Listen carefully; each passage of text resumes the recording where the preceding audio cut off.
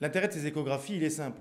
Le revenu de l'éleveur, c'est d'abord la réussite de la reproduction. Or, si on n'a pas de diagnostic de gestation, il faut attendre l'agnolage pour savoir si les saillies aboutissent à des naissances. Donc avec une échographie qui est pratiquée à partir de 45 jours d'âge du fœtus, hein, dès 45 jours après avoir enlevé le bélier, on gagne du temps.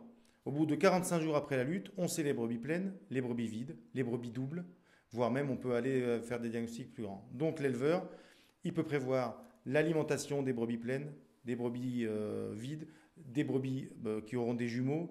Il peut prévoir le stock fourragé. S'il y a eu un problème de reproduction, il peut peut-être remettre en reproduction plus précocement un lot de brebis. Il peut peut-être réformer plus tôt des vieilles brebis finalement qui sont vides, qui ne feront pas d'agneau, et donc ne pas attendre le résultat de l'agnolage pour les réformer.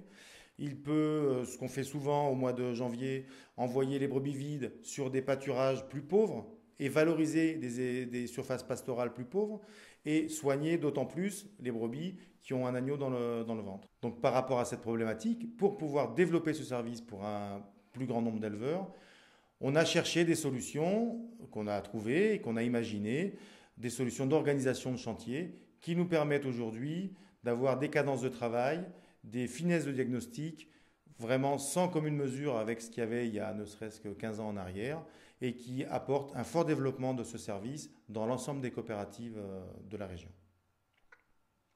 Donc l'idée, c'est qu'au départ, pour faire une échographie d'une brebis, il fallait retourner la brebis. L'opérateur était assis, mais il fallait quand même une ou deux personnes pour les retourner, pour les amener jusqu'à l'opérateur, une autre personne pour les marquer physiquement. Et on faisait, bon an, mal an, 50 brebis à l'heure. Donc des chantiers de 500, 600, 700 brebis, c'était inimaginable. Et avec des appareils qui n'étaient utilisables qu'à l'intérieur d'une bergerie.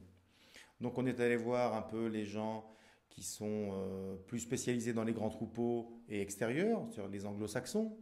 On a rencontré des Néo-Zélandais, des Écossais, et on s'est inspiré de ce qu'ils font, et on l'a adapté à nos pratiques locales. C'est ce qui a donné naissance au concept, on va dire, qui est développé aujourd'hui, de la remorque d'échographie. On commence à avoir un besoin d'identification, et ce besoin d'identification, on a besoin d'avoir le relais de l'identification électronique connecté au système d'échographie afin qu'on fasse passer les brebis dans notre remorque à échographie et qu'à la sortie, on puisse sortir des listings individuels des brebis qui sont pleines, vides, avec des jumeaux ou les premières, les dernières agnolées, et que les gens puissent intégrer ça à leur logiciel de gestion de troupeau.